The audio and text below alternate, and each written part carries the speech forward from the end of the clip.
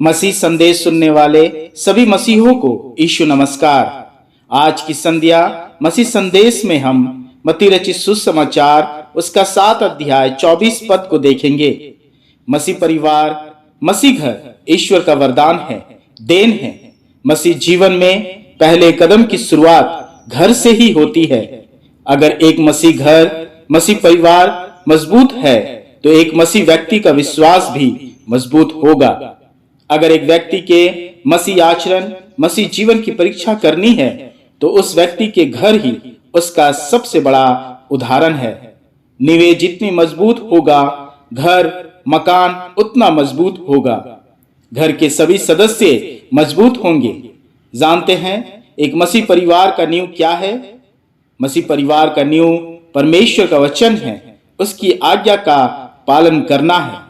घर की व्यवस्था को अगर मजबूत करना है तो परमेश्वर की व्यवस्था, परमेश्वर के वचन का लागू होना अवश्य है। बाइबल में मत्ती रचित सुसमाचार उसका 7 अध्याय 24 पद कहता है, इसलिए जो कोई मेरी ये बातें सुनकर उन्हें मानता है वह उस बुद्धिमान मनुष्य के समान ठहरेगा जिसने अपना घर चट्टान पर बनाया है। और वह चट्टान और कोई नहीं, मसीह का वचन है, जिस पर हर विश्वासी का घर स्थिर है। मसीह का वचन जो हमारे घर की तरफ बढ़ने वाली हर आंधियों को, मेघ को, बाढ़ को रोक सकती है। जिस घर में मसीह का वचन का आदर नहीं, वह बालू पे खड़ा है। मेरे प्रियो, यरूशलेम का मंदिर राजा सामुएल ने बनाया। वह मंदिर जिसे यहोवा ने अपना निवास स्थान बनाया, परंतु मंदिर उसके वचन पर नहीं चला, ना इजरायलियों का परिवार और ना ही उनका घर। और इतिहास गवाह है कि जब मंदिर की नींव जो परमेश्वर का वचन है अनादर किया गया, तब उस मंदिर को परमेश्वर ने छोड़ दिया और इसलिए यरूशलेम का मंदिर 2 बार नाश किया गया। मेरे प्रियो, जब हमारा घर परिवार, यहाँ तक परमेश्वर का मंदिर, परमेश्वर का वचन का आदर नहीं करता और सुनकर उन्हें नहीं मानता तो हमारे घर की नींव मजबूत नहीं, हम मजबूत नहीं। आइए अपने घर की नींव को मजबूत करें, परमेश्वर का वचन का आदर करें, बाइबल को पढ़ें, मनन करें।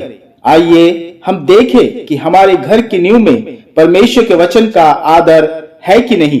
मेरे प्रियो, हमारे घरों में, बड़े बुजुर्गों के मनों में, बच्चों के हृदय में और जवानों के मनों में परमेश्वर के वचन का समावेश होना चाहिए, क्योंकि यह जरूरी है।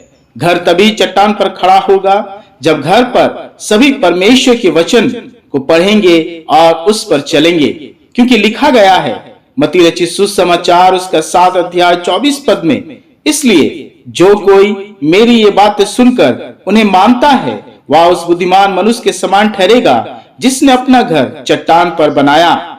बाइबल में लूका रचित सुसमाचार उसका 11 अध्याय 28 पद में एक स्त्री से यीशु कहते हैं, धन्य है वे जो परमेश्वर का वचन सुनते और मानते हैं।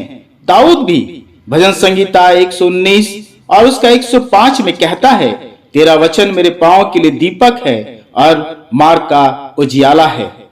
परमेश्वर की व्यवस्था हमारे घर परिवार को, बच्चों को, जवानों को समझाने और सुधारने के द्वारा बुद्धिमान बनाती है, जैसा लिखा भी गया है 2 तीमुथियुस उसका 3 अध्याय 15 से 16 पद में, बचपन से पवित्र शास्त्र तेरा जाना हुआ है जो तुझे मसीह पर विश्वास करने, उद्धार प्राप्त करने के लिए बुद्धिमान बना सकता है।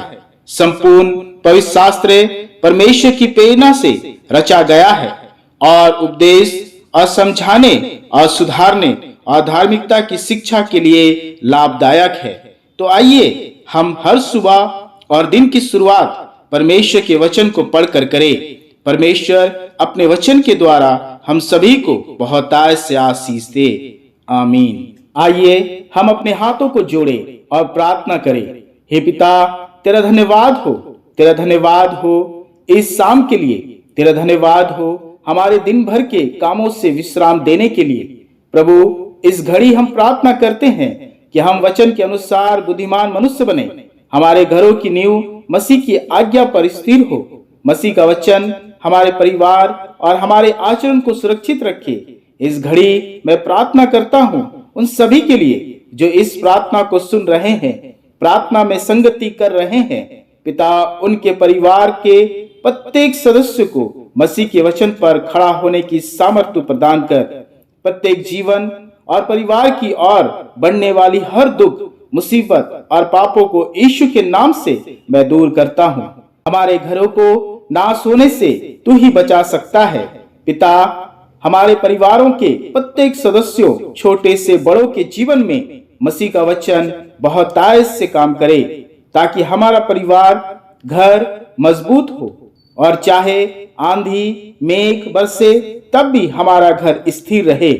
तेरा वचन हमारे घर परिवार को, बच्चों को, जवानों को समझाने और सुधारने के द्वारा बुद्धिमान बनाए। हमारे दिन की शुरुआत और रात का विश्राम मसीह के वचन से हो। हमें वचन को पढ़ने की सामर्थ्य दे। पिता, हम प्रार्थना करते हैं सभी परिवारों की प्रार्थना विषयों के लिए, जिन्हें जो आवश्यकताएं हैं, पिता वचन के अनुसार उनकी सुन ले, क्योंकि तेरा वचन झूठा नहीं, असरदार है। तेरे वचन की सामर्थ्य में जिन परिवारों में भूख है, पिता उन्हें तू तृप्त कर। जिन परिवारों में घटी है, प्रभु उनके भंडारों को तू भर दे। जिन परिवारों में बीमारी की अवस्था है, उन्हें अपनी चंगाई प्रदान कर। जिन बच्चों के जीवन में बुद्धि की घटी है, प्रभु तू उन्हें बुद्धिमान बना। जिन परिवारों में रिश्तों की खटास है, द्वेष की भावना है, प्रभु उनके रिश्तों में प्रेम उत्पन्न कर। जिन परिवारों में डर का, भय का माहौल है, प्रभु तू उनका साहस बन।